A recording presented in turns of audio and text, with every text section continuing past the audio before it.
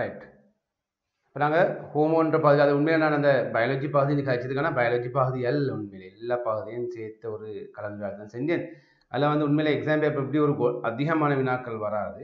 நான் முடிந்த அளவு செக்ஷனில் கவர் பண்ணக்கூடிய மாதிரி சின்ன சின்ன சின்ன வினாக்களை உருவாக்கினேன். சரிதானே? உங்களுக்கு அது பிரயோசனமாக அமையும் நினைச்சு. ரைட், நாங்கள் அடுத்தது போவோம்.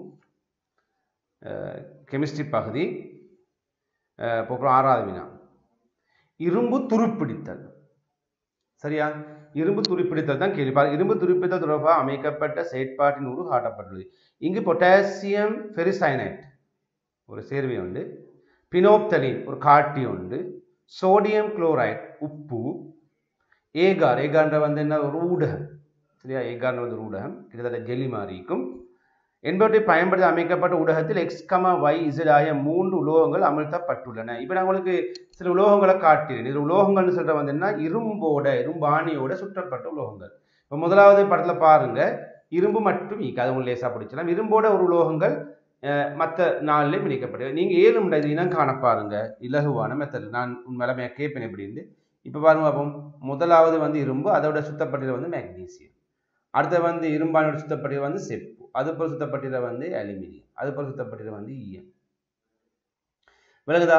இந்த சுத்தப்பட்டது அப்படியே நாங்க சுத்தப்பட்டது அப்படியே நாங்க அதே அமைப்புல வச்சோம்னு சொன்னால் இது துருப்பிடிக்கும் கட்டாயம். இதுல எல்லாமே சிலர்கள் துருன்ற வந்து என்ன, இரும்பு ஒட்சைட் உருவாகிறது.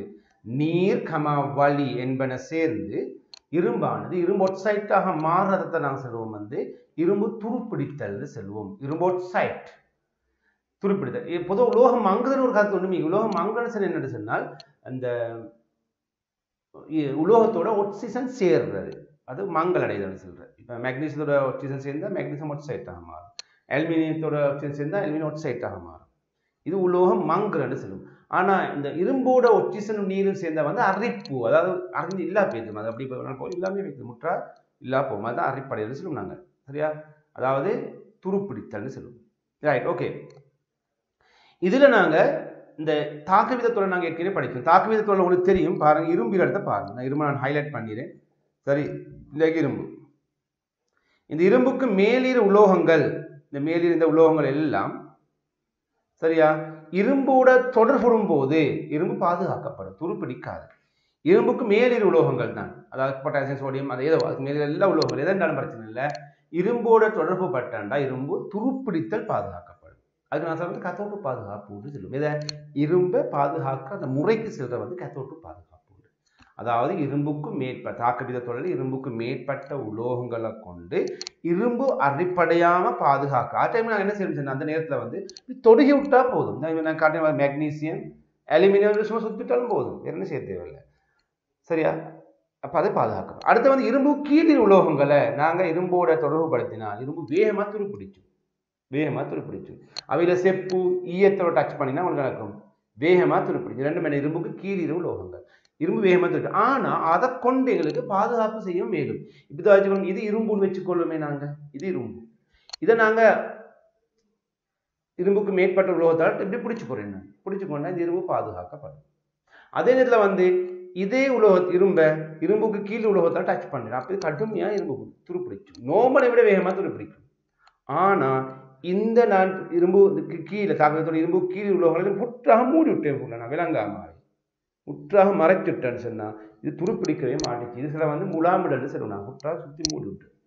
அது டைம் பாதுகாக்கப்படும். அதே டைமுக்கு இரும்பு பாதுகாக்கப்படுதுன்னா சில வந்து அனோட்டு பாதுகாப்பு. அனோட்டு பாதுகாப்புல வந்து பயன்படுத்துற உலோகத்தை செய்யணும், முற்றாக இரும்ப சுற்றி மூடணும், சீல் பண்ற மாதிரி மூடணும். அப்படிதான் நடக்குது. செமெண்டில் நடக்கிறது வந்து என்னது, செமெண்டில் என்ன, இரும்பை சுத்தி எஸ்என் பூசப்பட்டிருக்கு முற்றாக. கிரீனுவாவும் செமெண்டில் கொஞ்சம் கீழே இப்படி லைட்டா கீழே நடக்கும், கடுமையா துருப்பிடிக்கும். இல்லதா? அப்ப துருப்பிடிக்கல் என்றது வந்து நடக்கிறதுனா, துருப்பிடித்தல்ன்ற வந்து மேலே தாக்கத்தோட மேலில் உலோகங்கள் தொடுகைப்பட்டாவே பாதுகாக்கப்படும், கீழே உள்ள தொடுகைப்பட்டா பாதுகாக்கப்பட மாட்டுச்சு. ஆனால் கீழே உள்ள குணங்களை பாதுகாக்கணும், முலாமிடல் செய்யணும், ஃபுல்லா மூடணும். சரிதானே? Right, okay. இப்போ இந்த இடத்துல பாருங்க, நான் தந்திருப்பி நீங்க பார்த்துட்டீங்க. அப்போ இதை கட்டாயம் துருப்பிடிச்சாலும் யாரை இருக்கணும், வேகமா இந்த செப்பு சுற்றப்பட்டதும் ஈயம் சுற்றப்பட்டதும், அதாவது பிபி செப்பு சுற்றப்பட்டதுதான் வேகமா துருப்பிடிக்கும். இதான் இரும்பு துருப்பிடுவதற்கான தாக்கத்தோட இந்த சொல்ற வந்து அந்த Fe2O3.H2O என்ற உருவாகிறது தான் துருன்னு சொல்றதான் கபில் நிறமானதை செங்கபில் நிறமானதாக காணப்படும். சரியா? இந்த இடத்துல வந்து OH ஒன்று உருவா அந்த மேலே காட்டப்பட்டு பாருங்க பார்ப்போம். இது வந்து OH இதுக்கு மேலே OH மைனஸ் வந்து என்ன செய்யும்? பினோல்ப்தலீன் வந்து என்ன செய்யும்? அது காரத்தை காட்டி கொடுக்கும். அதுக்காக நாங்கள் அந்த OH உருவாகுன்னு சொல்றாங்க. இப்போ இங்கே காட்டப்பட்ட கீழே கேள்வியும் அதோட சம்பந்தப்பட்டது பாருங்க பார்ப்போம். மேலே அந்த ஏற்கனவே காட்டப்பட்ட படம் தான். மெக்னீசியம் டச் பண்ண இரும்பு பாதுகாக்கப்படும், நாகம் டச் பண்ணாலும் இரும்பு பாதுகாக்கப்படும். ஆனால் செப்பு டச் பண்ணினா என்ன செய்யும்? இரும்பு பாதுகாக்கப்பட இரும்பு துருப்பிடிக்கும். துருப்பிடிச்சா இந்த பேக்டரியில் நான் காட்டிய அந்த டியூட்லியர் இதுலேயும் அதே தான் நீல நிறமாக மாறும் இரும்பானி. துரு வந்தால் நீல நிறமாக மாறும், துரு வராட்டி நிறமாக மாறாது. அப்போ பிபி செப்பு டச் பண்ணினா வேகமாக துருப்பிடிக்கும். சரியா? அந்த இடம் வந்து நீளமாக மாறும். அதை கொண்டு தான் நான் காண்றேன். சரியா? ரைட். இந்த கத்தோட்டு பாதுகாப்பு என்னன்னு நான் என்ன சொல்றேன் ஏற்கனவே கதைச்சிருந்தேன். ஏன்னா தாக்கு விதத்தோட மேலிரு உலோகங்களை இரும்போட தொடுகை உற வச்சு இரும்பை பாதுகாக்கிறது தான் கத்தோட்டு பாதுகாப்பு. அனோட்டு பாதுகாப்புண்டா என்ன செய்யறது? ஃபுல்லாக மூடணும். அதான் அனோட்டு பாதுகாப்பு.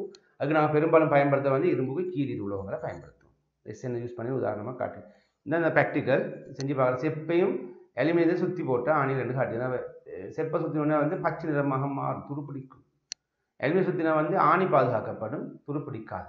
டைமுக்கு அது சிவப்பாக மாறும். சரியா? Fe2+ வந்தால் நீல நிறமாக மாறும் தொகுதி. கேள்வி போவோம் படத்துக்கு. இங்கு ஏன் பினோத்தையும் பயன்படுத்தப்படுது? பினோத்தையும் பயன்படுத்துறாங்க OH இனம் காண்றதுக்கு. OH மைனஸ் அயன்களை இனம் காணல, கார் ஊடகத்தை இனம் காண போட்டேன்னு சரி. OH மைனஸ் இனம் காண அது காட்டி தானே பினோத்திலின் கார காட்டி. பொட்டாசியம் பெருசைடு பயன்படுத்தப்படுகிற காரணம் பொட்டாசியம் பெருசைடு என்னது? இரும்பு 2+ அயன் Fe2+ நீங்க போட்டு இந்த இவர் Fe2+ அயனை இனம் காண Fe2+ அயனை இனம் காண்பதற்கு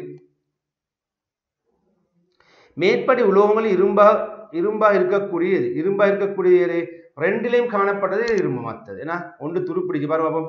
வை என்றது வந்து ஒன்றில் நீல நிறத்தை காட்டுது, மற்றது சிவப்பு நிறத்தை காட்டுது. அப்போ கட்டாயம் வைன்றது தான் இரும்பு. இங்கு ஏனைய உலோகங்களாக பயன்படுத்தக்கூடியவை 2 விதம் தருது. இப்போ முதலாவது பாருங்க பார்ப்போம். சிவப்பு நிறமாக மாறிக்கு வைன்றவர் வந்து சிவப்பு நிறமாக மாறார். அப்போ சிவப்பு நிறமாக மாறினா துருப்பிடிக்கல்ல. இந்த படத்தை பார்த்தா இந்த படத்தை பார்த்தா விளங்குது. சிவப்பு நிறமாக மாறினா என்ன நடக்கும்? துருப்பிடிக்கல. நீல நிறமாக மாறினா துருப்பிடிக்கும். அப்ப சிவப்பு நிறமாக மாற வந்து எக்ஸ் யார் ஐக்கணும்? கட்டாயம் தாக்கு வித தொடர்ல மேலிரு உலோகங்களா ஐக்கணும். அப்ப எக்ஸ் போட்டு என்ன செய்யலாம்? என்ன இரும்புக்கு மேல் உலோகங்கள். அப்ப என்ன போடலாம்? மெக்னீசியம், நாகம் போடலாம். மெக்னீசியம், நாகம், அலுமினியம் போன்ற உலோகங்களை போடலாம். வைன் வந்து கட்டாயம் இரும்புக்கு கீழே உலோகங்கள். அப்ப என்ன? எஸ்என், பிபி, செப்பு போன்ற உலோகங்களை கொடுக்கலாம். ஏகமா-பி ஆகிய உருக்கள் எச்சந்தபி வையானது அர்ப்பண உலோகமாக தொழிற்படுது. ஏபியில வந்து அர்ப்பண உலோகம் யாரு? வை வந்து துருப்பிடிச்ச சந்தர்ப்பம். அப்ப பியில அர்ப்பணம் சொன்னா அவர் தியாகம் ஆகிறது, அர்ப்பண உலோகம். அப்ப வை அர்ப்பண உலோகமாக தொழிற்படுற வந்து பி இல்லை. உமது விடைக்கான காரணத்தை தருது. என்னது? பி அரிப்புக்குள்ளாகி உள்ளது. அவ்வளவுதான். பி அரிப்புக்குள்ளாகி உள்ளது, வேறொன்றும் இல்லை. இரும்பு துருப்பிடிப்பதை இழிவாக்க மேற்கொள்ளும் நடவடிக்கை 2. இரும்பு துருப்பிப்பதை இழிவாக்க நாங்கள் என்ன செய்யலாம்? எங்களுக்கு அனோட்டு பாதுகாப்பு செய்யலாம், அல்லது கேத்தோட்டு பாதுகாப்பு செய்யலாம். அது ஒரு மெத்தட். அல்லது என்ன செய்யலாம்? கிரீஸ் பூசலாம், அல்லது பூச்சுகள் பெயிண்ட், எனாமல் பெயிண்ட்கள் பூசலாம், விளங்குதா? கொழுப்பு பூசலாம். இப்படியான செயற்பாடுகளை கொண்டு எங்களுக்கு என்ன செய்யலாம்? அந்த இப்போ வந்து சில உங்களோட என்னது கிச்சனில் சமையலறையில் பயன்படுத்தப்பட்ட அந்த ராக் பாத்திரங்களை வச்சு பயன்படுத்துறாங்க. என்ன செய்வாங்க? இரும்பை சுற்றி அந்த பிளாஸ்டிக் கோட்டிங் வந்து போட்டிருப்பாங்க. அதுவும் இரும்பை துருப்பிடித்து தடுக்கிறது. வலி டச்சு இல்லாமல் நோக்கம், வலியிட தொடர்பை நீட தொடர்பை முற்றாக இல்லாமல் எங்களுக்கு பிளாஸ்டிக்கெல்லாம் மட்டும் செய்ய ஸ்ட்ராங் இல்லை தானே. இரும்பால செஞ்சு அதை என்னது பிளாஸ்டிக் கோட்டிங் கொண்டு போகிறோம். பிளாஸ்டிக் அதை கோட்டிங் உடைச்சிடுங்க, மேலே இதை கோட் பண்ணி அதை மேலே மூடி கழிச்சிடுவாங்க, டக்குன்னு துருப்பிடிக்கும், அவசரமாக துருப்பிடிக்கும். சரியா? அதனால் அதெல்லாம் எங்களோட அனுபவமாக நாங்கள் காய்ச்சல் நேரத்தில் வந்து உங்களுக்கு சயின்ஸ் பாடம் லேசாக உங்களுக்கு பதியும். ரைட், அடுத்தது போகிறேன். பி பகுதி. ADE மூலகங்கள் ஐதரசனுடன் உருவாக்கும் சேர்வையின் அமைப்புகள் புள்ளடி மூலம் கீழே காட்டப்பட்டுள்ளன. ஒவ்வொரு மூலத்திலும் இறுதி ஓட்டில் உள்ள இலக்கங்கள் மட்டுமே காட்டப்பட்டுள்ளன. இதில் பார்ப்போம். இந்த அனிமேஷன் ஒட்டி பாருங்க. வலுவளவு இனம் கண்டனா போட்டு பாருங்க பார்ப்போம்.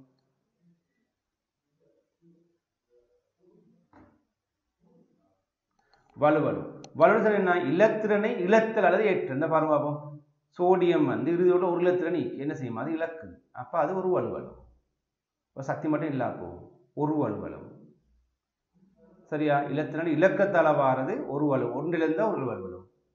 சரி, இப்போ குளோரின்ல பாருங்க பாப்போம், இறுதி ஓட்டுல வந்து 7 இலத்திரணி. அப்ப என்ன செய்யணும், நாங்க ஒரு இலத்திரனை சேர்க்கணும். அதான் வெளியே இருந்து ஒரு இலத்திரன் வந்து அதுக்கு வந்து சேரும். அப்ப சேர்ந்து அதுக்கு என்ன செய்யணும், நாங்க இலத்திரனை ஏற்றல். அப்ப அதுல வலுவலவும் உண்டு. அப்ப குளோரின் வலுவலவும் உண்டு. சரி, சோடிய வலுவலவும் உண்டு. இலக்குறது அல்ல ஏற்கிறது தான் வலுவலவுன்னு சொல்லும். அப்ப முதல் கேள்வி பாருங்க, மூலகம் ஏன் வலுவலவு வலுவலவு விளங்கி கொண்டீங்க. வலுவலவு என்ன, இலத்திரன் ஒன்றை இழத்தல், இலத்திரன் ஒன்றை ஏற்றல். இழத்தல் அல்லது ஏற்றல், இலத்திரன் சொல்ல வந்து வலுவலவுன்னு சொன்னோம். இலத்திரன் ஒன்றை இழக்கிறது அல்லது ஏற்கிறது என்ன செய்வோம், வலுவலவுன்னு சொல்லும். அது ஒன்றுன்னு சொல்லல, ரெண்டும் இழக்கலாம், மூணும் இழக்கலாம். அதே மாதிரி ரெண்டு ஏற்கலாம், மூணையும் ஏற்கலாம். விலங்குதானே, வலுவலவு 3 தான், 4 வரலாம். 4ஆம் கூட்டத்துக்கு அது ஞாபகத்துக்கு ஒரு லேசான மெத்தட் பாருங்க, நான் இங்க போட்டு போறேன் உங்களுக்கு. பாருங்க, 1ஆம் கூட்டம், 2ஆம் கூட்டம், 3ஆம் கூட்டம். இது வலுவலவுகள் வந்து 1 2 3 என்னது இழப்பதனால வார வலுவலவு. 5ஆம் கூட்டமும் 6ஆம் கூட்டமும் 7ஆம் கூட்டமும் பார்த்தா இலத்திரனை ஏற்கத்தால வலுவலவு எடுக்கும். இப்போ 7 வந்து ஒரு வலுவலவு உள்ளது. இப்போ அதுக்கு ஒரு வலுவலு சொல்லி பார்க்கணும்னு சொன்னா பாருங்க, ஒரு வலுவலு உள்ளது, ஒரு வலுவலவு மன்னிச்சு போடுங்க.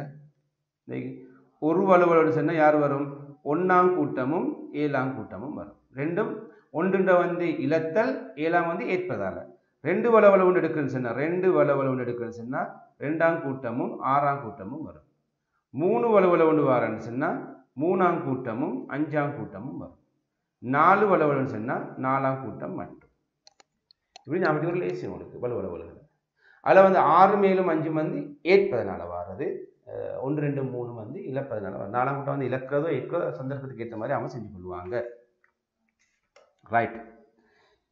சரி, மூலகம் ஏன் வலுவலவு யாது. மூலகம் ஏட வலுவலவு பாருங்க, இறுதி ஓட்டில் காணப்பட்ட இலத்திரன் தான் அதை வச்சு கண்டுபிடிச்சேன். அப்ப ஹைட்ரஜன் ஒன்று மற்ற ஹைட்ரஜன் தானே, அப்ப புல்லடியை தான் நான் பார்க்கணும். அந்த வரைவில் பார்த்தா புல்லடி, இந்த பாருங்க இந்த புல்லடி.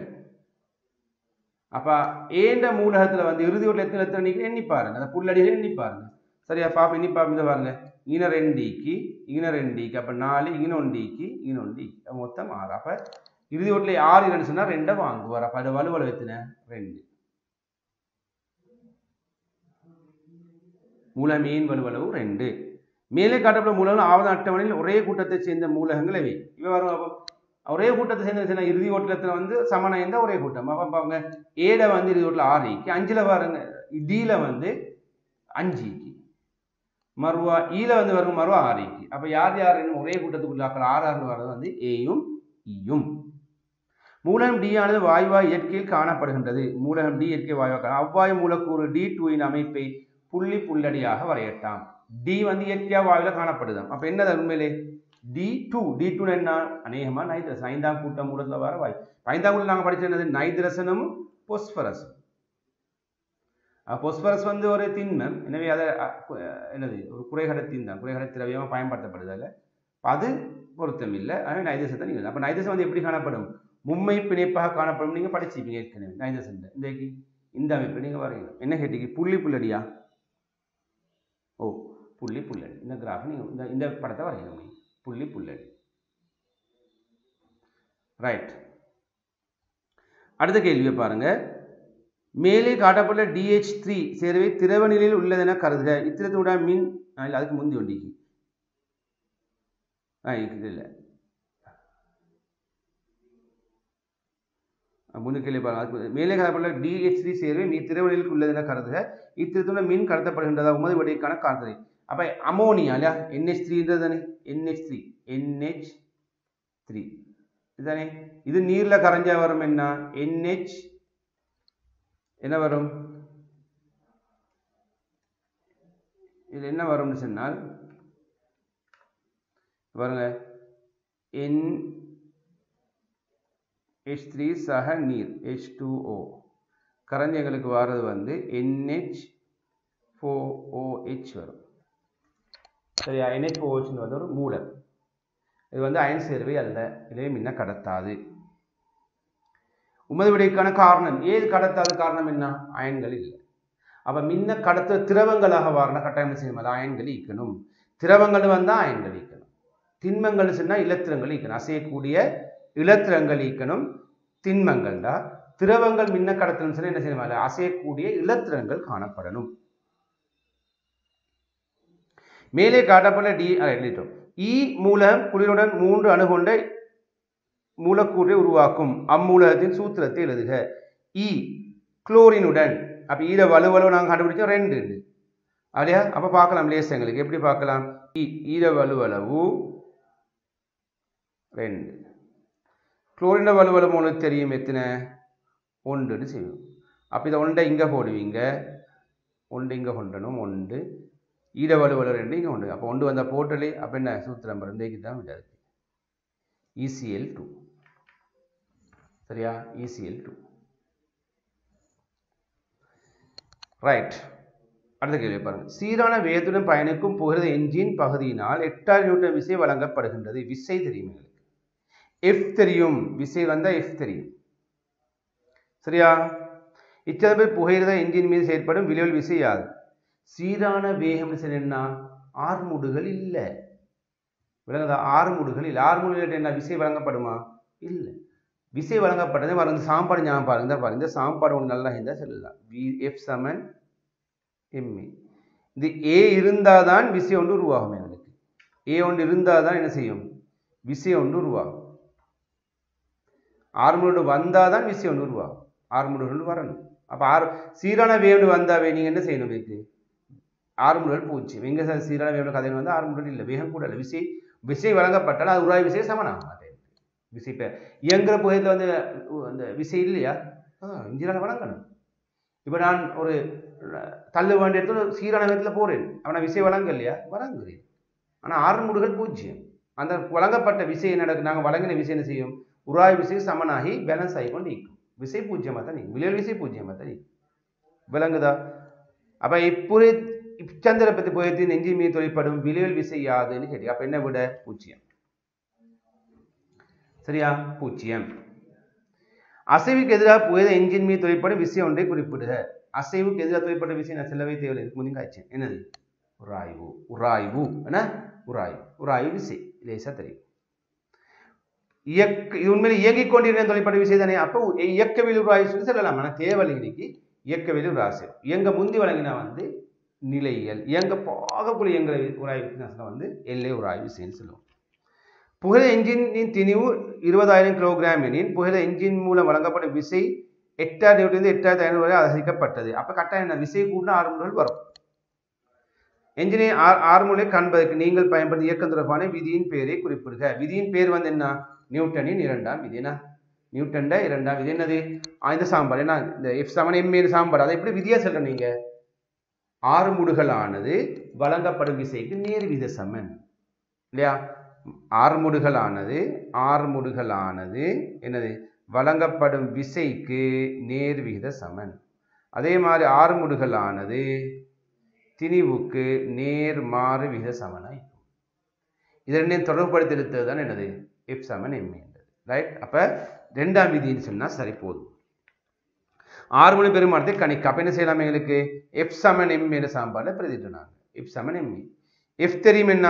வித்தியாசம். 8000 கழிச்சணும், வித்தியாசத்தை காணணும். திணிவுன்றது M 20000, ஆர்முலை காணும். ரே சமன் என்ன? அப்போ 500 கீழ் 20000 வரும். அப்போ உனக்கு என்ன பின்னமாக போடுங்க.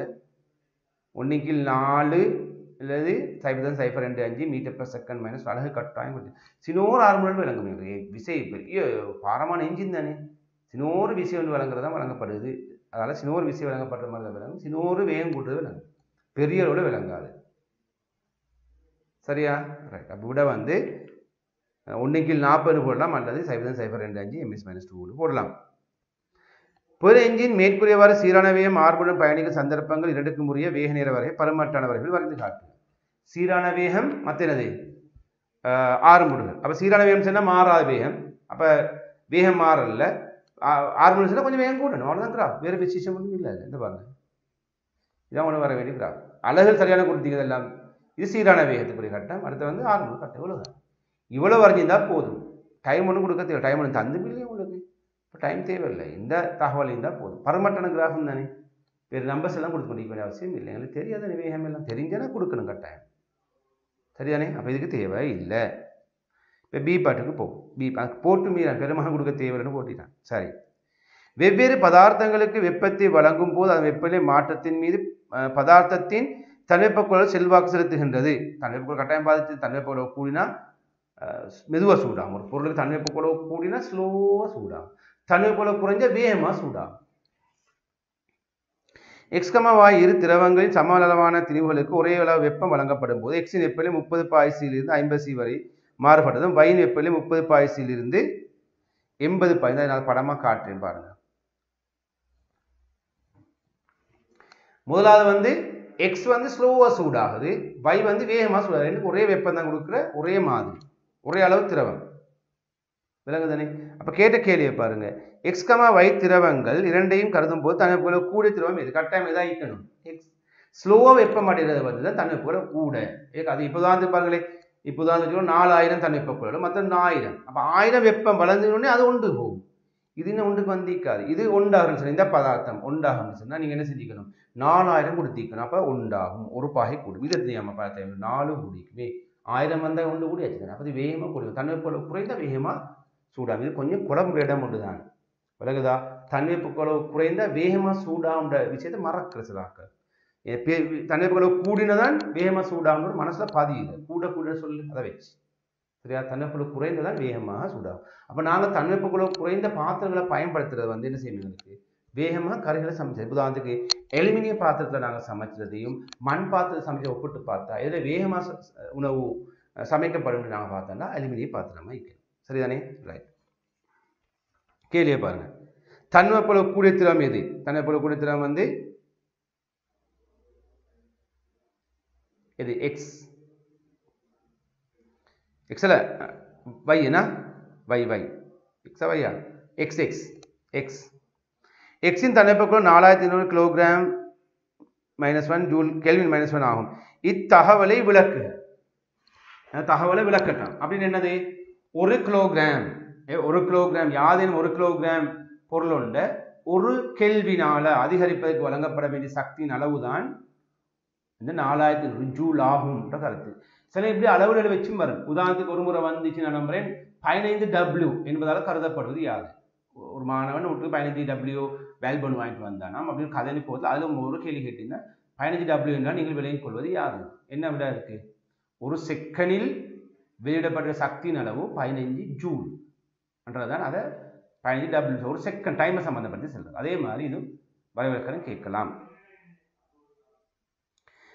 50 கிராம் எக்ஸின் திணிவை 30 பாய்சிலிருந்து 50 C வரை உயர்த்துவதற்கு வழங்கப்படும் வெப்பத்தின் அளவை கணிக்க. அப்போ சமன்பாடு என்னது? தன்வெப்பக்குழல் தந்திக்கு திணிவு தந்திக்கு உங்களுக்கு என்ன செய்யலாம்? MC தீட்டான சமன்பாடில் பிரிக்கலாம். MC theta. அப்போ திணிவு வந்து 50 கிராம் எக்ஸ் திணிவு வந்து 50 கிராம். அப்போ நீங்கள் கிலோகிராமுக்கு மாற்றணும். மாதத்தில் பிரிச்சுறேன். சி வந்து தன்வெப்பக்குழல் இப்போ தந்தி குழல் நீர் 4200 வெப்பநிலை மாற்றம் 30லிருந்து 50 போகுது. அப்போ கழிச்சணும்.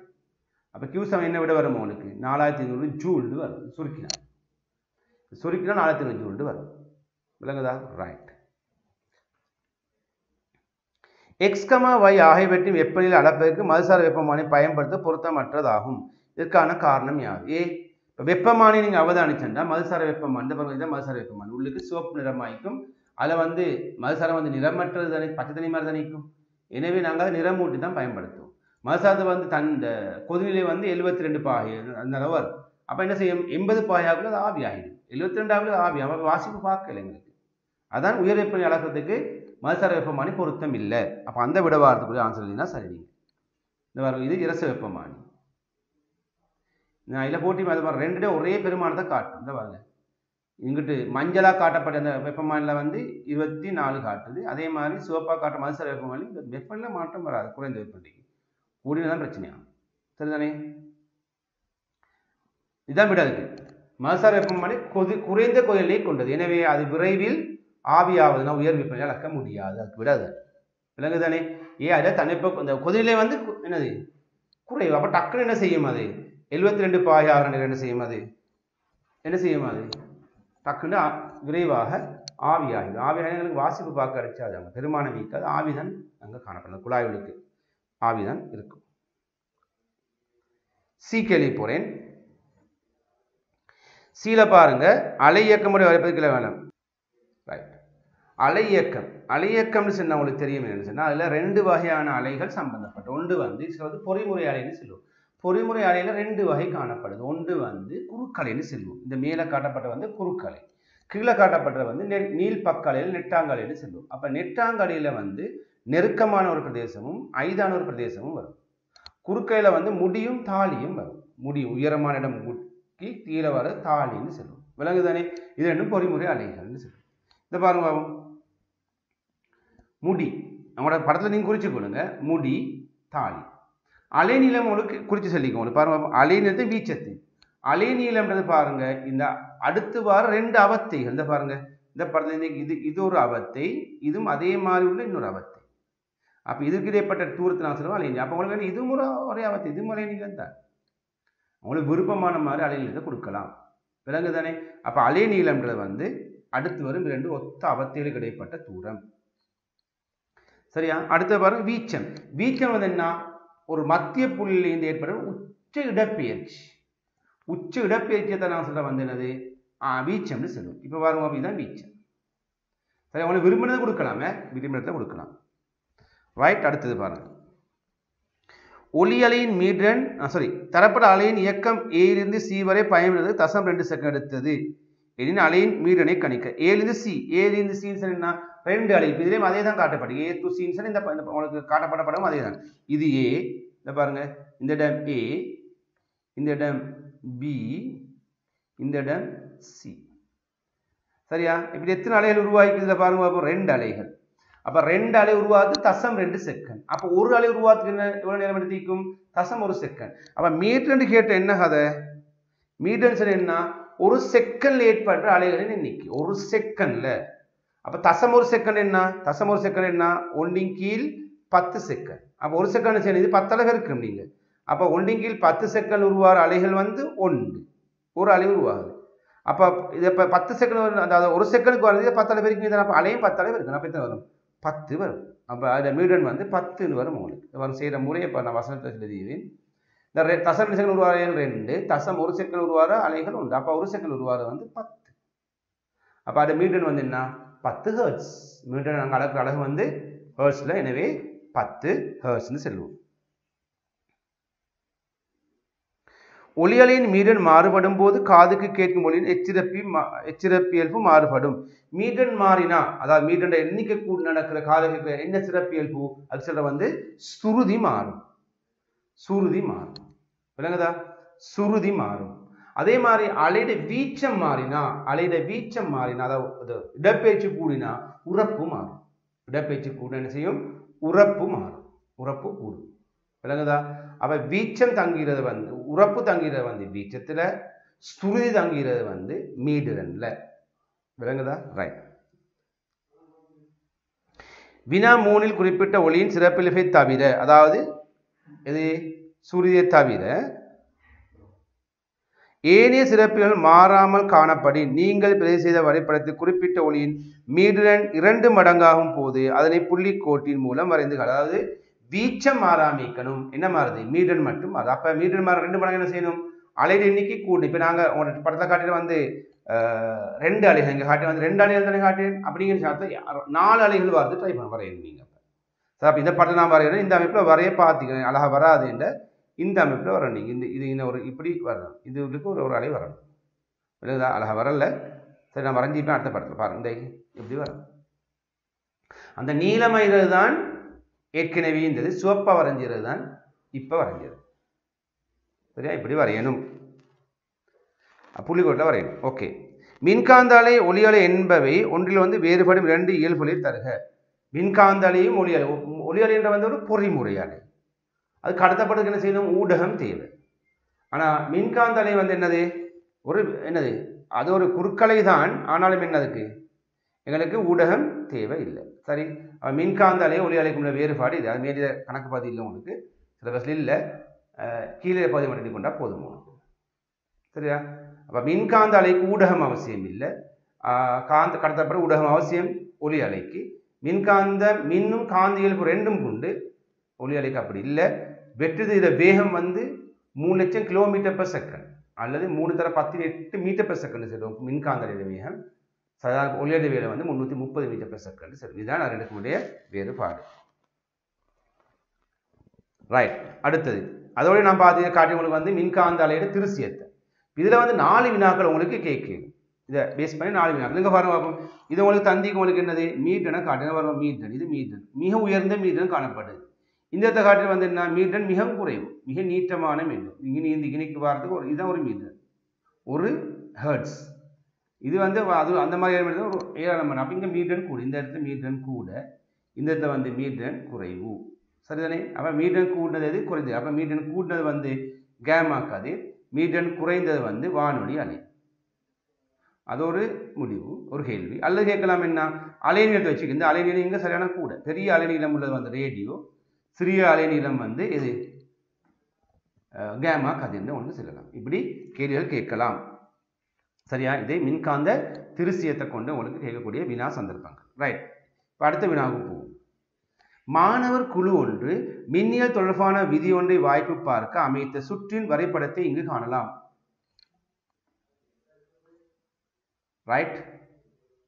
முதல்ல நாங்கள் பார்ப்போம் இந்த துணைச்சாதனங்களை பேர் பாருங்க. இதில் பேர் என்ன சொல்லுவோம் நாங்கள் சீராக்கும் இருவாய். சீராக்கும் இருவாய் அதை குறியிட்டே பார்த்துக்கொள்ளுங்க. இதுக்கு சொல்ற வந்து ஒளிகாலும் இருவாய். ஒளிகாலும் இருவாய் எல்இடி. இது வந்து என்ன டிரான்சிஸ்டர். டிரான்சிஸ்டர் 3 கால் உள்ளது. இதுவும் ஒரு டிரான்சிஸ்டர் தான். ரெண்டுக்கும் பேர் வித்தியாசம். மேலே காணப்பட்ட வந்து இந்த டிரான்சிஸ்டர் வந்து என்னது 828 டிரான்சிஸ்டர். கீழே காட்டு வந்து 313 டிரான்சிஸ்டர். இந்த பேருக்கு அதெல்லாம் தெரிய தேவையில்லை. டிரான்சிஸ்டர் மட்டும் தெரிஞ்சு கொண்டா போதும் உங்களுக்கு. இது காட்டு டிரான்சிஸ்டரோட குறியீடு மேலே காட்டப்பட்ட ரெண்டும். சரி, ஒன்று என்பிஎன் டிரான்சிஸ்டர், மற்றது பிஎன்பி டிரான்சிஸ்டர். விளங்கு தானே?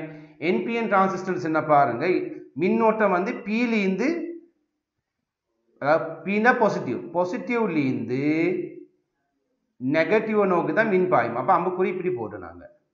அப்போ இது பாசிட்டிவ், இது நெகட்டிவ். அப்போ கட்டாயம் இது என்ன நெகட்டிவ். அப்போ இது என்பிஎன் டிரான்சிஸ்டர். அப்போ இதில் பாருங்க. அப்போ இங்கே நீங்கள் பியை போடுங்க, அங்கே தானே மின் பாயுது. அப்போ பி, இது கட்டாயம் என். அப்போ இது என்ன, இதுவும் பி. அப்போ பிஎன்பி டிரான்சிஸ்டர். அப்படி தான் நான் லேசாக ஞாபகம் வச்சுக்கிறது. கீழே காட்டப்பட்டது வந்து கொள்ளளவிட குறியீடு. கொள்ளளவு அமைப்பு தான் இதை மின்னேற்றங்களை சேமிக்க பயன்படுத்தப்படுது. அடுத்து வந்து என்னது முழு அலை சீராக்கத்தின் போது பயன்படுத்தப்பட்ட ஒரு துணை சாதனம் தான் என்னது இந்த கொள்ளளவி. இதான் உங்களுக்கு தந்திர சுற்று. பாருங்க, மாணவக்குழு ஒன்று மின்ன தொடர்பான வழிபாக அமைத்து. இங்கு பி என்பது தெரிந்த தடையை கொண்ட கம்பி துண்டாகும். பி வந்து தெரிந்த தடைய துண்டு. உபகரணம் ஏ பெயரிடுக. உபகரணம் ஏ எதாய்க்கும் உபகரணம் ஆர் மணி சொல்லுங்க. உபகரணம் ஆர் என்னது மாறும் தடை. மாறும் தடை இல்லையா? குறியீடு வந்து மாறும். ரெண்டு மாதிரி குறிச்சிடலாம். இப்படியும் குறிச்சிடலாம். உங்களுக்கு மாறும் தடைய இப்படி இப்படியும் போடலாம். சரி, அப்படியே வச்சுக்கோங்க. இப்படி இப்படி போட்டால் மாறும் தடை. சரி, ரெண்டு மாதிரி குறிச்சிடலாம். ரைட். உபகரணம் ஆறின் இணைக்கப்பட நோக்கமே மாறுதலையை நாங்கள் கேட்க தடை இணைக்கிற நோக்கமே வந்து என்ன பாயும் மின்னோட்டத்தை மாற்றுறது, குறைக்கிறதுக்கு. அப்போ மாறுதலை நாங்கள் பயன்படுத்த எங்களுக்கு விருப்பமான மாதிரி தடை மின்னோட்டத்தில் அளவை கட்டுப்படுத்த. அப்படியா? சுற்றில் பாயும் மின்னோட்டத்தை கட்டுப்படுத்தல். அதுதான் நீங்கள் வேண்டியது. சுற்றில் பாயும் மின்னோட்டத்தை கட்டுப்படுத்தல். இச்சுற்று சமாந்தரமாகவும் தொடராகவும் இணைக்கப்பட்டுள்ள உபகரணங்களை எக்ஸ், y ஆகிய உபகரணங்களில் தெரிந்தெழுதுக. அப்போ சமாந்தரமாகவும் தொடரும். நாங்கள் எக்ஸ் ஒய் கட்டாயம் என்ன, ஒன்று ஆம்பியர் மானி ஆயிக்கணும், மற்றது வோல்ட் மானி ஆயிக்கணும். அப்போ எக்ஸ் வந்து கட்டாயம் எதா ஆயிக்கணும் வோல்ட் மானி. ஏன்னா சுற்றுல சமாந்தரமாக இணைப்போம். அப்போ இங்கே நீக்க வேண்டிய ஆள் யாரு வோல்ட் மானி, இங்கே நீக்க வேண்டிய ஆள் யாரு ஆம்பியர் மானி. சரிதானே? அப்போ சமாந்தரமாக இணைக்க வேண்டியது வந்து எக்ஸ், தொடராக இணைக்க வேண்டியது y. இப்பரிசோதனை மாணவக்குழுவினால் எக்ஸ், y உபகரணங்கள் மூலம் பெற்ற வாசிப்புக்கு அட்டவணை தரப்பட்டன. எக்ஸ், y மூலம் காட்டப்படும் கணியங்கள் எக்ஸால் எதை காட்டினாங்க மின் அழுத்தத்தை அல்லது அழுத்த வேறுபாடு. மின் அழுத்தம் அல்லது பொண்ணு ஒரே அழுத்தத்தின் அழுத்தல். அழுத்தின் அழுத்தல். y வந்து என்ன செய்யறாங்க மின்னோட்டத்தை அழுத்தல். எக்ஸ் வந்து எது வோல்ட்மான் வோல்ட்மான் அழுத்தத்தின் அளப்பு அழுத்த வித்தியாசம் உண்மையாக அழுத்த வித்தியாசம் இன்னும் நல்லது. அடுத்து வந்து மின்னோட்டத்தினை அளப்போம். அடுத்து வந்து நிலைக்குத்து அச்சில் எக்ஸையின் பெருமானத்தையும் கிடையச்சில் வயின் பெருமானத்தையும் பயன்படுத்தி வரைய ஒன்றை வரைக. நீங்கள் சில சரியாக நம்ம அங்கே தந்திர நம்பருக்கு வரைஞ்சா பிள்ளையாகும். நீங்கள் உங்களுக்கு விருப்பமான நம்பர் போடணும். நான் போடுற நம்பரை பாருங்கள், இப்படி தான் வரும் வரைஞ்சா. நீங்கள் நம்பர் போடுங்க, இப்படி தான் இப்படி தான். அது 1 2 3 அது எக்ஸ் அச்சில் நீங்கள் போடுங்க.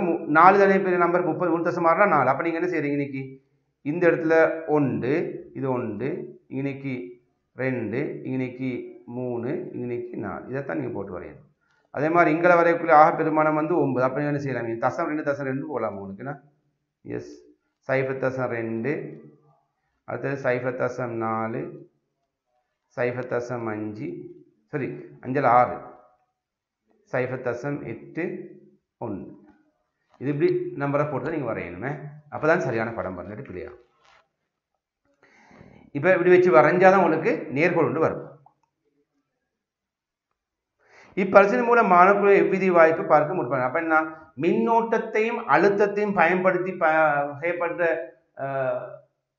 விதி என்ன, உண்மையிலே வியும் ஐயும் ஆறு சம்பந்தப்பட்ட வியும் ஐயும் சம்பந்தப்பட்ட தடை என்னது, ஓமின் வி வியும் ஐயும். ஏன்னா வி சமன் ஐயா.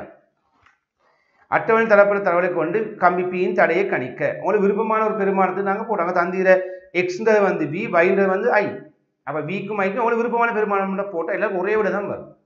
எதை போட்டாலும் ஒரே விட தான் வரும். சரி போட்டு பார்ப்போம். நான் 1.6 போடுறேன். 1.6 அப்போ மின்னோட்டம் வந்து 4. அப்போ சுருக்கம் உங்களுக்கு விட வரும் எத்தனை, 4 ஓம்னு வரும். 4 ஓம்.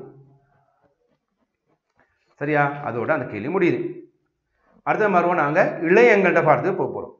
இந்த இளையம் உண்மையில் அழகாக பிரித்து பட்டிக்கோங்க. தந்திர சாட்டில் வந்து இளையத்தை அழகாக பிரிச்சுக்கிறேன். பாருங்க பாபு, இந்த படத்தில் பாருங்க பாபு. இளையம்ன்றது வந்து நல்லா தெரியும். இளையம் என்னன்னா ஒரே வகையான கலங்களால் ஆக்கப்பட்டு குறித்த ஒன்று அல்லது பல தொழிலை ஆற்றுவதற்காக அந்த கலங்களின் கூட்டத்தை தான் நாங்கள் சொல்லுவோம். என்னது, இளையம் என்று சொல்லுவோம். அப்போ இளையம்ன்றது வந்து பல கலங்களால் ஆக்கப்பட்டிருக்கும் குறித்த ஒன்று அல்லது பல தொழில்களை மேற்கொள்ளும். ஒன்று அல்லது பல தொழில்களை மேற்கொள்ளக்கூடிய ஒரு அமைப்பு தான் இளையம் என்று சொல்லுவோம்.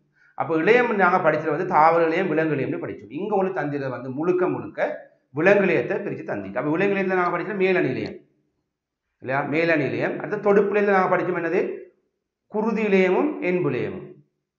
சரி, அடுத்த நரம்பு இளையம், தசை இளையம். தசை 3 வகை தசையிலையை படித்தோம் நாங்கள். என்னது, மலமளப்பான தசை, வன்கூட்டு தசை, இதே தசைன்னு 3 வகையான தசைகளை பற்றி படித்தோம். அங்கே காணப்படும் யாதாயினும் இரு இயல்புகளை கட்டியெழுப்பும் அடிப்படை அலகை பெறுக. ஒரு இளையத்தை கட்டியெழுப்பும் அடிப்படை அலகு எது, களங்கள். களங்கள் தன்னை கட்டியெழுப்புறேன்னா இளையத்தை உருவாக்கணும் யார் தேவை, களங்கள் தேவை. இது மேலான இளையம் பாருங்க. இங்குள்ள இளைய வகைக்குள் அடித்தள மென்சவின் மேல் களங்கள் அடுக்கப்பட்டு காணப்படும் இளைய வகை எது, மேலணி இளையம். அதான் மிக முக்கியமான சிறப்பியல்ப. மேலணி சிறப்பியல்பு நீங்கள் கட்டாயம் இது எழுதப்படும். என்னது, அடித்தள மென்சவின் மீது தாங்கப்படல் வேண்டும் என்றது கட்டாயம் ஈக்கணும். அடித்தள மென்சவின் மீது தாங்கப்படணும் விடை கட்டாயம் ஈக்கணும். அடுத்த வந்து என்ன செய்யணும், மிக நெருக்கமாக அடுக்கப்பட்ட களங்கள் தெரிவிக்கணும். மிக நெருக்கமாக அடுக்கப்பட்ட களங்கள் தெரிவிக்கணும். 3வது வந்து அந்த மேலநிலத்தை வந்து மேற்பரப்பு அடித்தள மென்சவுக்கு நீக்கும். குருதி விநியோகம் ஈக்காது, ஆனால் நரம்பு விநியோகம் ஈக்கும். இது 3 கட்டாயம். எக்ஸாம்பிள் வந்து 2 தான் கேட்குறேன். நீங்கள் 3 ஞாபகம் வச்சுக்கொள்ளுங்க, ஷுவராக உங்களுக்கு மார்க்ஸ் இருக்கலாம். ரைட். மேல்நிலையத்தின் தொழில் ஒன்றை குறிப்பிடுக. மேல்நிலை தொழில் என்ன, பிரதான தொழில் வந்து என்ன, ஒன்று சுரக்கும். சுரத்தல் சுரப்பிகள் எல்லாத்தையும் போல மேல்நிலையத்தில் காணப்பட்டது. உமிழி சுரப்பில் காணப்படுறது மேல்நிலையம், தைராய்டு சுரப்பில் காணப்படுறது மேலே, அதாவது அகஞ்சுரக்கும் சுரப்பில் காணப்படுறது மேல்நிலையம். அப்படி ஒன்று. அடுத்த மேலே காணப்படும் இன்னொரு சமீபட்ட தொகுதி இல்லை மேற்பரப்பு. உணவு கால்வாயின் மேற்பரப்பில் காணப்பட்டதெல்லாம் வந்து மேலணி இளையம். சரியா, மேலணி இளையம் காணப்பட இடம் சொல்லி இங்கே தொழில் தானே கேட்குது. ஒன்று வந்து என்ன, சுரத்தல். அடுத்து என்ன, பாதுகாத்து. எங்களை தோலுக்கு மேலே காணப்படுறது என்ன, இளையம் பாதுகாத்து. உண்மையிலே மேலணி இலத்தால் தான் எங்களுக்கு நோய் வரும். இல்லை என்ன செய்யணும், எங்களை தோலில் ஏராளமான நோய் வரும். எங்களை சூழ்நிலை கிருமிகளுக்கு ஏற்ப கடுமையான நோய் வரணும். ஆனால் வருதா, இல்லை. காரணம் என்ன, எங்களோட மேலணி இளையம் எங்களை பாதுகாத்து கொண்டு இக்கி. சரியா, தோலில் புறத்தோலில் தான் காணப்படுறது. சரியா, புறத்தோலில் மேற்தோலில் காணப்படுறது வந்து மேலணி. உட்தோலில் காணப்படுறது வந்து தொடுப்பு இளையம். ஓகே, சரி.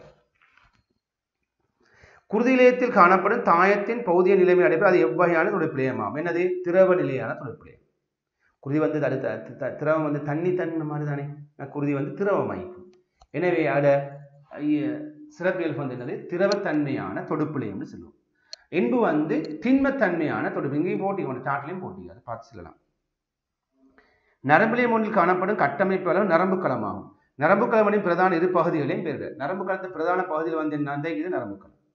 ஒன்று வந்து நரம்பு களம், இதுக்கு சொல்ல கள உடல். நரம்பு களத்துல கள உடல் இது இதெல்லாம் வந்து நரம்பு மூளை. அப்ப ரெண்டு பகுதி அளிக்கிற. ஒன்று வந்து என்ன கள உடல், மற்றது வந்து நரம்பு முளைகள். நரம்பு முளைகள்லயும் ரெண்டு காணப்படும். பிரிச்சு போட்டிப்பேன் போட்டு பட்டியல ரைட். இப்போ அதை சொல்றேன் நான் உங்களுக்கு. நரம்பு களத்தை ரெண்டா பிரிச்சோம். ஒன்று கள உடல் நரம்பு மூளைன்னு பிரிச்சோம். நரம்பு மூளை ரெண்டா பிரிச்சோம். என்னது உட்காவு நரம்புலை வெளிக்காவு நரம்புலை ரெண்டு அப்படி பிரிச்சுறாங்க. சரி, தசையிலே வகைகள் ஏபிஏ பேரிடுக. இப்போ கட்டாயம் தெரியும் உங்களுக்கு தசையிலே என்ன. உங்களோட புக்கில் படத்தை தான் போட்டு இதே தான் உங்களுக்கு ஊழலையும் பாரு. சரி, நீங்கள் போன வருஷம் 18ஆம் ஆண்டு பேப்பர் எடுத்து பாருங்க, இந்த படம் நீக்கும். சரியா ரைட். இப்போ முதலாவது வந்து மலமளப்பு தசை கதிர் வடிவ கலங்களாய்க்கும். கதிர் வடிவ கலங்களால் ஆனதுதான் மலமளப்பு தசை. இச்சையின்றி இயங்கும். சரி, இச்சையின்றி இயங்கும் தனிக்களத்தால் ஆனது. அது நடுவில் காட்டப்பட்ட இதை வந்து வன்கூட்டு தசை. இது வந்து வன்கூட்டு தசை. இது பல கரு கொண்டது, நீண்ட உருளை வடிவ கலங்கள் வரி கொண்டதாக காணப்படும். இது வந்து இதய தசை. இது கிளை கொண்டிருக்கும் தனிக்களம் தனிக்கரு காணப்படும். இச்சையின்றி சந்தத்துக்குரிய அசைவை காட்டும். இதுதான் அது சிறப்பியல்பு.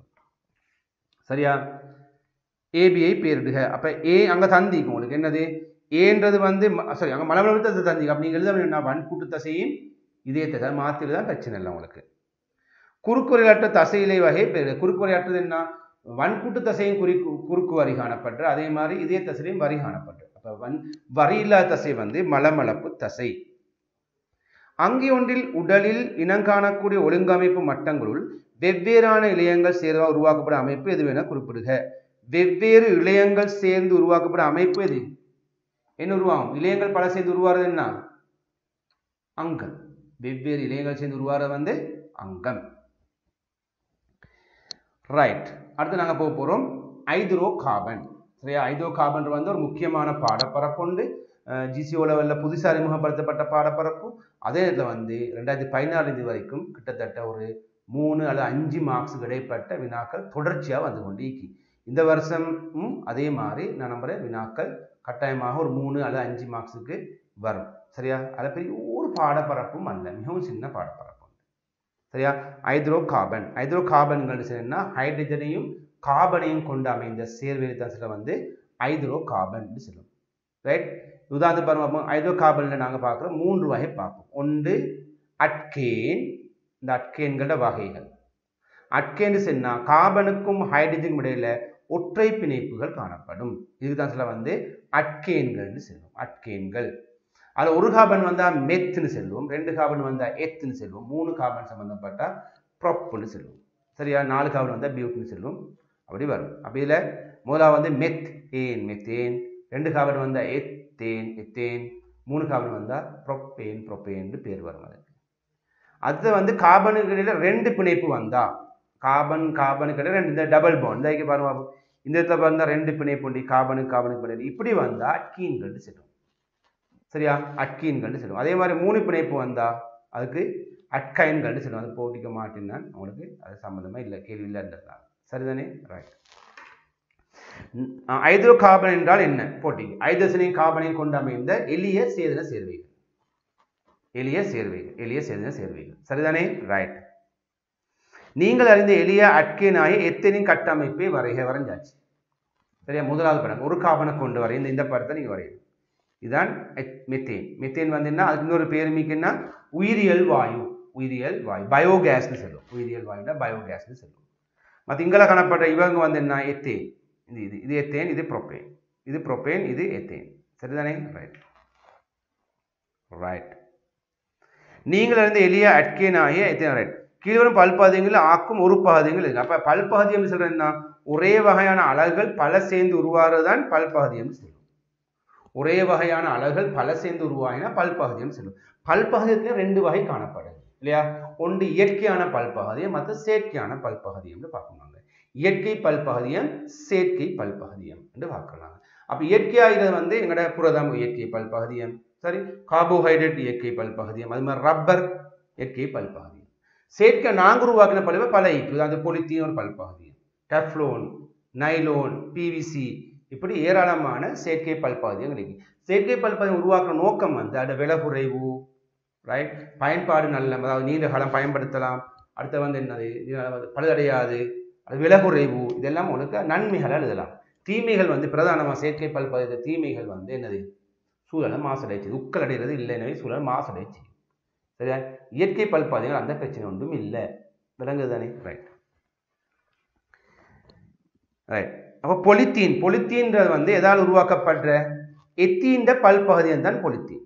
எத்தீண்ட பல்பகுதி தான் எத்தீன். அப்போ இதான் ஒரு பகுதி எத்தீன் அல்லது எத்திலீன் என்று சொல்றாங்க. 2 கார்பன் கொண்டு அமைஞ்சது. அப்போ இதைத்தான் நீங்கள் வரையணும்.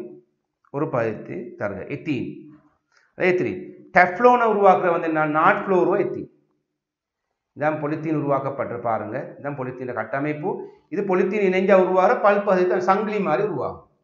இதில் CH2 அந்த அமைப்பு தான் இணைஞ்சி உருவாகிற சங்கிலி, பொலித்தீன் நீண்ட சங்கிலி. இது டெஃப்லோன், நாட் ஃப்ளோரோ எத்தீன் சேர்ந்து உருவாகுதான் டெஃப்லோன். விளங்குதா? ரைட். இயற்கை ரப்பரின் ஒரு பகுதி ஆக்கக்கூறு எது?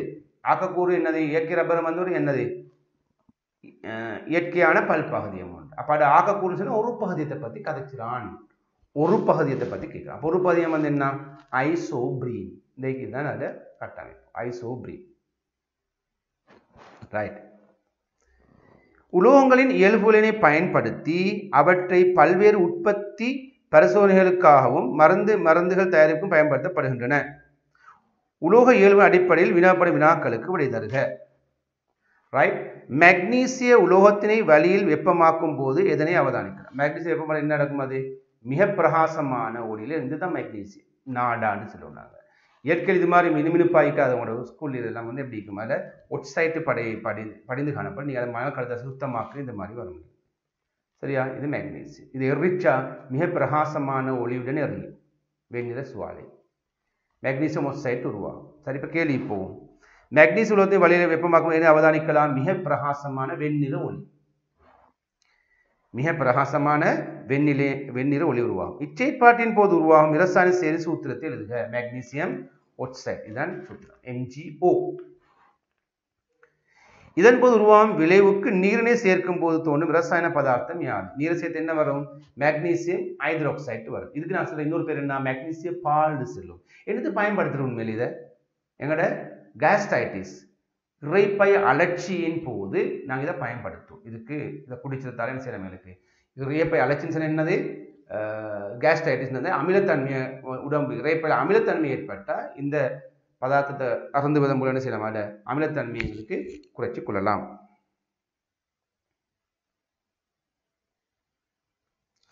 தங்கம் போன்ற உலோகம் இயற்கையில் அந்நிலையிலே காணப்படுகிறது. எனினும் இரும்பு, அலுமினியம் போன்ற உலோகங்கள் வேறு மூலங்களுடன் சேர்ந்து சேர்வைகளாகவோ காணப்படுகின்றன. இவை இவ்வாறு இருப்பதற்கான காரணம் யார்? இப்ப தங்கம்ன்ற வந்து என்ன, தாக்கத்திறன் குறைந்தது. இந்த பாருங்க, இது நான் காட்டுறது வந்து என்னன்னு சொன்னா உங்களுக்கு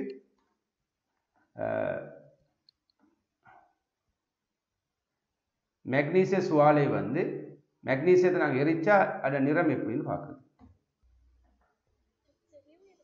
பாருங்க. மெக்னீசிய சுவாலையில மெக்னீசியத்தை நாங்கள் பிடிச்சா, மெக்னீசியம் உலோகத்தை பிடிச்சா பாருங்க எவ்வளவு வெண்ணிற பிரகாசமான வெண்ணிற சுவாலையாக எரியுது பாருங்க.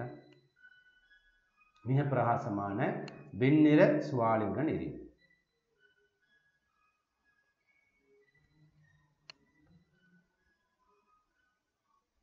ரைட், இங்க பாருங்க அடுத்தது. இது இயற்கையில காணப்பட்ட இரும்பு பாறை. இந்த போட்டுக்கு பின்னாடி காணப்பட்ட வந்து இரும்பு பாறை, இரும்பு ஏர்மடைட் சொல்லணும். அது மூடப்பொருள் வந்து ஏர்மடைட். இது தங்க சுரங்கம், அழிந்து வாரங்களுக்கு தங்கம் பொன். சரியா, இது காரணம் என்ன? தங்கம் தங்கமாயிக்கும், ஆனா இரும்பு ஆயிக்காது, ஏர்மடைட்டா தான் நிற்கும். அதுக்கான காரணம் என்னதான் கேட்டிக்கும் உங்களுக்கு. அது காரணம் என்ன? இரும்பு வந்து தாக்கத்திறன் கூடியது. எனவே வலியுள் காணப்படும் ஒற்றுடன் தாக்கமுற்று இரும்பு ஒட்சைட்டாக காணப்படும். இரும்பு ஒட்சைட்டாக காணப்படும். சரி, அது அதுக்கு விட. ரெண்டாவது கேட்டில வந்து தங்கம் தூயில காணப்படுதுன்னா அதுக்கு என்ன விட கொடுப்பீங்க? தங்கமானது பொன்னானது வந்து தாக்குத்திறன் மிகவும் குறைந்த ஒரு மூலகம். தாக்குத்திறன் மிக குறைந்த மூலம், எனவே இயற்கையில தங்கமாகவே காணப்படும்.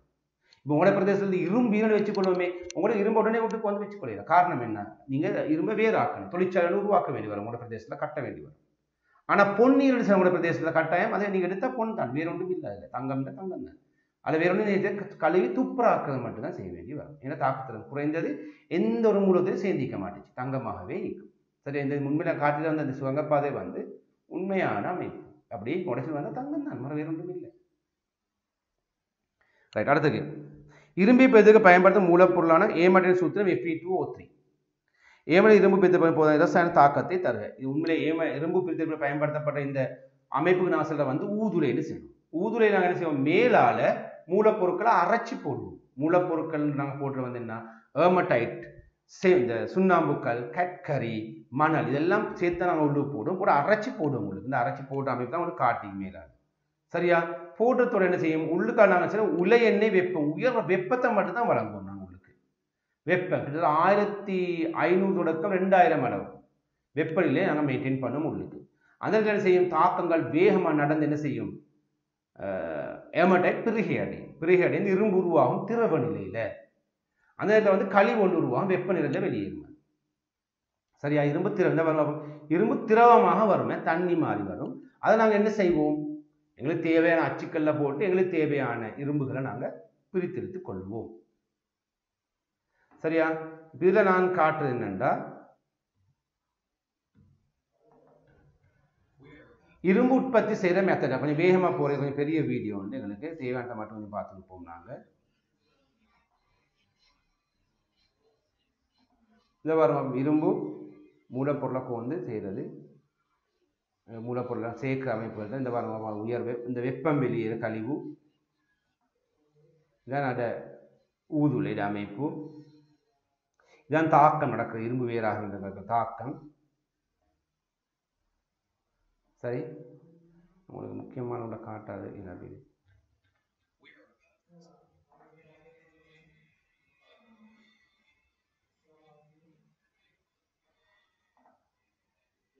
இந்த உள்ளுக்கு அந்த திரவ நிலையில வாரத்தை கொஞ்சம் பார்த்து நல்லா அதுதான் நான் ட்ரை பண்றேன்.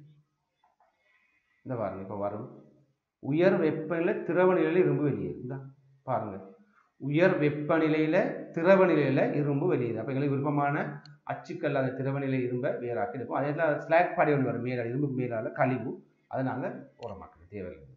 இது இரும்பு திரவ நிலையில வாரம். சரிதானே, அது போகும். இதான் அது ஊதுலையிட அமைப்பேன். சரி, இதான் நடக்கிற தாக்கம். நாங்கள் போட்டோம் கார்பன் போட்டோம், கற்கைனா கார்பன், அது ஒற்றை தாக்கம் முடிஞ்சு CO2 ஆக மாறும். அந்த கார்பன் மறுவா CO2 வந்து கார்பனோட தாக்கம் முடிஞ்சு CO ஆகும், கார்பன் ஓர் ஆக்சைடு. CO கார்பன் ஓர் ஆக்சைடாக மாறும். அந்த கார்பன் ஓர் ஆக்சைடு என்ன செய்யும், இரும்புல காணப்பட்ட ஆக்சைடா ஏமனில் காணப்பட்ட ஆக்சைடை கழட்டி எடுக்கும். கழட்டி எடுத்தோடைய தாக்கம் எங்களுக்கு என்ன வரும், இவர் கிடைச்சுவார், இரும்பு கிடைக்கும். இங்கிற CO வைத்து CO2 ஆக மாறும். அப்போ இது ஆக்சிஜனை கலட்டு, இந்த 3 Fe2O3 காணப்பட்ட இந்த 3 ஆக்சிஜனையும் இந்த 3 CO சேர்ந்து கழட்டி எடுக்குது. அப்போ இரும்பு வேற. இதுதான் நடக்கிற தாக்கம். இதுதான் சொல்ல வந்து தாழ்த்தல் தாக்கம்னு சொல்லுவோம். நாங்கள் என்ன சொல்லுவோம், தாழ்த்தல் தாக்கம்னு சொல்லுவோம். சரியா, ரைட். அந்த கல்சியம் கார்பனேட் சுண்ணாம்பு போட்டு அதுவும் என்ன உடஞ்சி கல்சியம் கார்பனேட்டாக மாறும். அந்த கல்சியம் ஆக்சைட்டும் சிலிக் மணலும் போட்டு நாங்கள் அதை ரெண்டு சேர்ந்து என்ன செய்யும், கல்சியம் சிலிக்கேட்டாக மாறும். அதான் ஸ்லக்காக கழிவாக ஆட்டப்பட்டு இரசாயன தாக்கத்தில் நீங்கள் எதை தாக்கம் தாழ்த்தல் தாக்கம் சொல்லிக்கு இதைத்தான் நீங்கள் எழுதி காட்டு. இதை தாக்கத்தை கொஞ்சம் பாடமாக வச்சுக்கொள்ள வேண்டி வரும், செய்ய வழி. மற்றதெல்லாம் முக்கியம் இல்லை. இந்த Fe2O3 சக 3 CO-ன்றதும் 2 Fe சக 3 CO2 வாரது அந்த தாக்கத்தை நீங்கள் ஞாபகம் வச்சுக்கொள்ள வேண்டி வருது. இரும்பு 2800 கிலோகிராமை பெற தேவையான ஏமாற்றின் அளவை கணிக்க. இப்போ பாருங்க பாப்போம், இந்த தாக்கத்தை வச்சுக்கொண்டு எங்களுக்கு கணிச்சலாம் எப்படின்றது பாருங்க. இதுதான் முக்கியமான தாக்கம், இதுதான் தாக்கம் எங்களுக்கு. இப்போ பாருங்க Fe2O3 மூலம் நீங்கள் என்ன செய்யணும், சார் மூலக்கூட்டத்தின் கணிச்சணும். Fe2O3 சார மூலக்கூட்டத்தை கழித்து உங்களுக்கு தரவுகள் தந்திக்கும், உங்களுக்கு அணுத்திகள் தந்திக்கு தானே.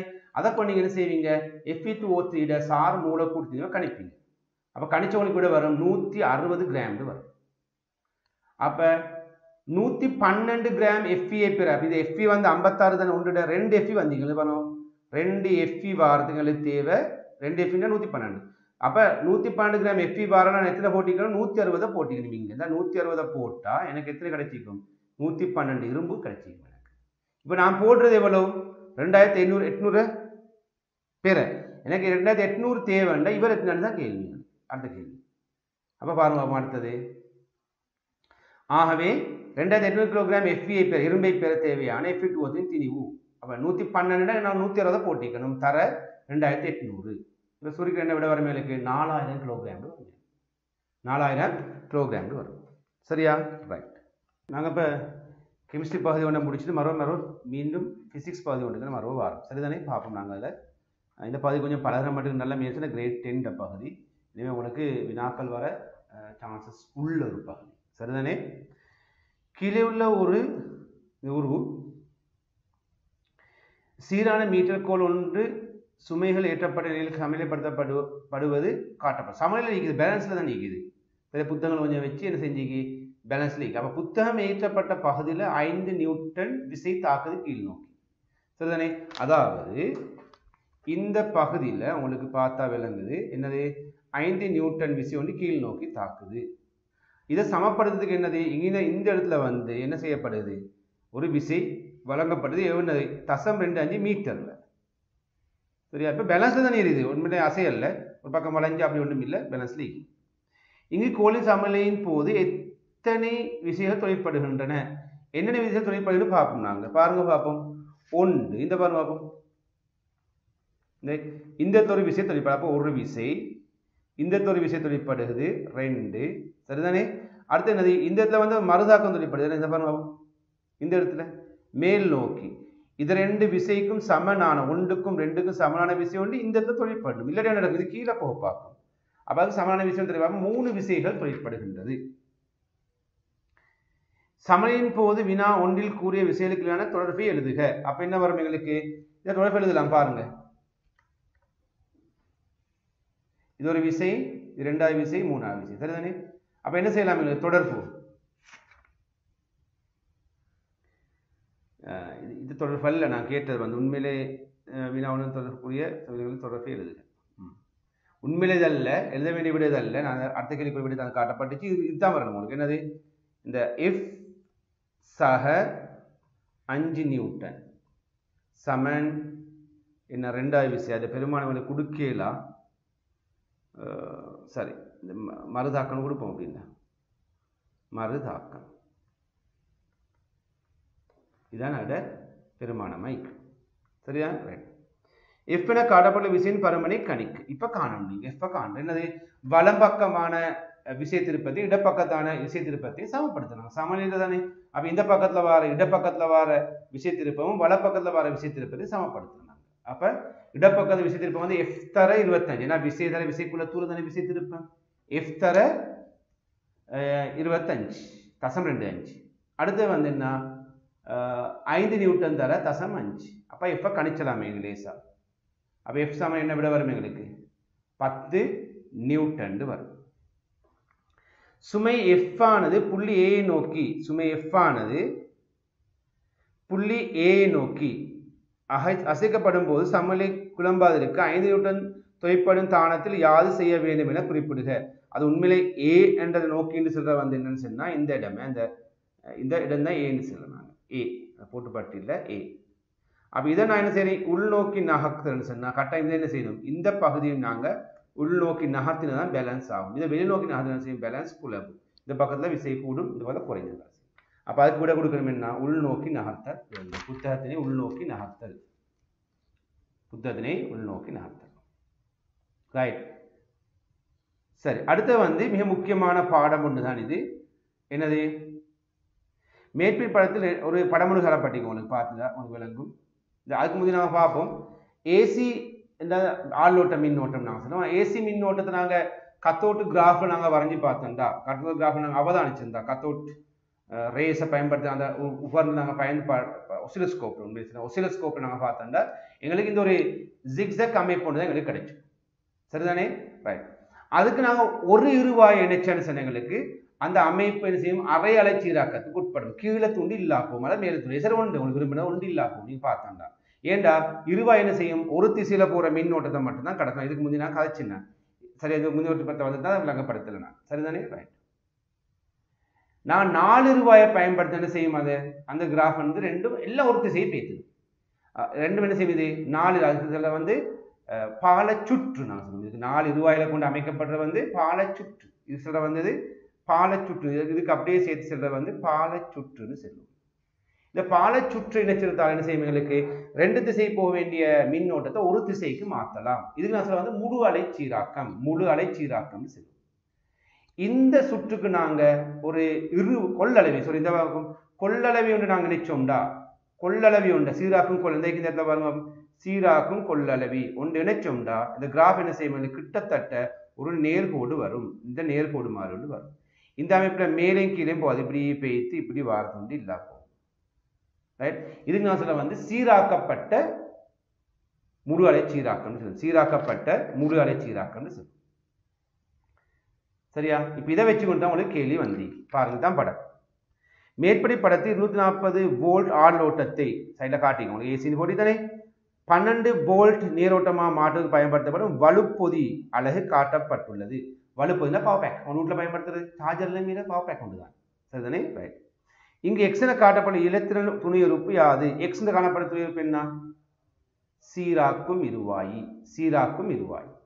அல்லது இருவாய் சீராக்கம் மிச்சமே நல்ல இருவாய் போடாம மேற்படி படத்தில் ஏ பி கம்பியில் உயிர் கம்பி எது ஏ பியில் உயிர் கம்பி எது எப்படி கண்டுபிடிச்சிருந்தாங்க இந்த சுற்றுல பாருங்க இந்த ஏவோட வந்து என்ன செஞ்சுக்கு சுவிட்ச் தொடுக்கப்பட்டிக்கு அப்ப எதுல சுவிட்ச் தொடுக்கப்படுகிறதோ ஆணி தொடுக்கப்படுகிறதோ அவங்க தான் உயிர் கம்பி நாங்கள் வீட்டு மின் சுற்றை பார்த்தோம் நாங்கள் முதல்ல சுவிட்சு போய் தான் கரண்ட் பேல்புக்கு போகணும் விலங்கு தானே சுவிட்சுக்கு போனது போல தான் பேல்புக்கு போகணும் ரைட் அது மாதிரி தான் நீங்கள் அந்த மெத்தட்ல ஓகே அப்ப உயிர் கம்பி வந்து ஏ மேற்படி உமது விடைக்கான காரணம் யாது ஏவுடன் ஆளி இணைக்கப்பட்டுள்ளது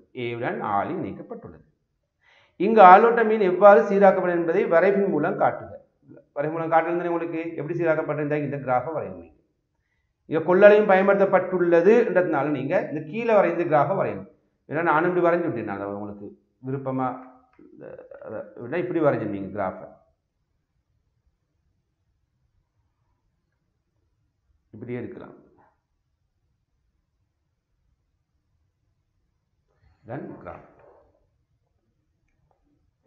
மேற்படி வலுப்பொதி அலையில் எவ்வகையான நிலைமாற்றி பயன்படுத்தப்பட்டுள்ளது இந்த வலுப்பொதி பாப்பக்கில் பயன்படுத்தப்பட்ட வலுப்பொதி நீங்க பார்க்குற நேரம் இங்க பாருங்க இதுக்கு நான் சொல்ல வந்து முதன்மை சுருள்னு சொல்லுவோம் இதுக்கு நான் சொல்ல வந்து துணை சுருள்னு சொல்லுவோம் முதன்மை சுருள வந்து சுற்றுக்கள் எண்ணிக்கை கூடைக்கு துணை சுருள சுற்றுக்கள் எண்ணிக்கை குறைவாய்க்கு அப்படி குறைஞ்சு வந்த நாங்கள் சொல்ற வந்து படி குறை நிலை மாற்றி மார்க் கடந்தா முதன்மை சுருள கூடையும் இந்த பகுதியில் கூடையும் இந்த பகுதியில் குறைவும் இந்த பகுதியில் கூடையும் வந்தா படி கூட்டு நிலை மாற்றின்னு சொல்லுவோம் சரியா அப்ப இது நீங்க பயன்படுத்தப்பட்ட வந்து படி குறை நிலை மாற்றி துணைச்சுருள் ஊடாக அழுத்தத்தின் அளவு 12 வோல்ட் எனில் நிலைமாற்றில் காணப்படும் முதல் துணைச்சுருளில் காணப்படும் விகிதம் யாது இந்த சாம்பாடை வச்சு காணலாம் இந்த ஒரு விபி கீழ் விஎஸ் விபி கீழ் விஎஸ் என்ன முதன்மை சுருளோட அழுத்தம் விஎஸ் என்ன துணை சுருளின் அழுத்தம் என்பின் என்ன முதல் சுற்றுக்களின் எண்ணிக்கை இது வந்து என்ன துணை சுற்றுக்களின் எண்ணிக்கை சரியா இங்க கேட்டு வந்து என்னது முதல் துணை சுற்றுகளான காணப்படும் விகிதம் அப்ப விபி தெரியும் முதல் சுற்று அவங்களுக்கு தெரியும் 240 சந்திக்கு இந்த மேல சந்திக்கு படத்துல இப்ப துணை சுற்றுல 12 வருது விகிதமா போட்டா சரி அவ்வளவுதான் சரியா விகிதமா போட்டு அப்ப 240 கீழ் 12 அப்ப 20 கீழ் 1 வரும் உங்களுக்கு சரி ரைட் அடுத்த கேள்வி போகும் சுழியோடு ஒருவர் 2 மீட்டர் ஆழத்தில் நிற்கிறார் இவர் ஆழம் வந்து என்ன 2 மீட்டர் சரியா 2 மீட்டர் ஆழத்தில் நிற்கிறார் அவர் இப்ப கட்டாயமாக என்ன இருக்கு நீரால அவருக்கு ஒரு அமுக்கம் தொழிற்படும் நீரால அவருக்கு என்ன செய்யும் அமுக்கம் ஒன்று தொழிற்படும் அந்த அமுக்கத்தை காணலாம் என்னது H rho G இந்த சமன்பாட்டை கொண்டு எங்களுக்கு காணலாம் அவரது உடலுக்கு நீர் வழங்கப்படும் அமுக்கத்தை கணிக்க அத கேள்வி H rho G H வந்து உயரம் மேற்பரப்பில் அவருக்குள்ள உயரம் ரோன்ற வந்து நீரின் அடர்த்தி G வந்து ஈர்ப்பாறு நீர் அடர்த்தி தந்திக்கு உங்களுக்கு 1000 அப்ப நாங்க இப்ப என்ன பிரதிநிதி அவ்வளவுதான் H வந்து 2 G ரோ வந்து 1000 G வந்து 10 அப்ப பிரிக்க உங்களுக்கு என்ன விட வரும் 20000 பாஸ்கல் 20000 பாஸ்கல் அமுக்கத்து அலகு வந்து பாஸ்கல்ல தான் நீங்க போடணும் அல்ல நியூட்டன் மீட்டர் -2 போடலாம் ஆனா இன்னைக்கு நீங்க பாஸ்கல் தான் போடணும் ஏன்னா பரப்பில்ல தானே அதனால நீங்க பாஸ்கல் தான் நல்ல நீர் பாயும் போது சுழியோடியின் கனவளவு 5 மீட்டர் ஆயின் அவரால் இடம்பெயர்க்க வேண்டிய நீரின் கனவளவு யாதாக இருக்கும். அப்ப என்ன செய்யும் இது அவர் உள்ளுக்கு இறங்கினா அதே கனவளவு தான் இடம்பெயர்க்கப்படும். அதான் ஆக்குமிஷன் என்னன்னா ஒரு பொருள் நாங்கள் நீர்ல முற்றாக அமிழ்ந்து அல்லது மிதக்கும் போது அமிழ்ந்து கீழே புகையில அமிழ்ந்து அல்லது மிதந்து கொண்டிருந்தான்னு சொன்னா இடம்பெயர்க்கப்பட்ட நீரின் திணிவு வந்து அல்லது திணிவு நிறை நீரின் நிறை வந்து மேலுதைப்புக்கு சமம்.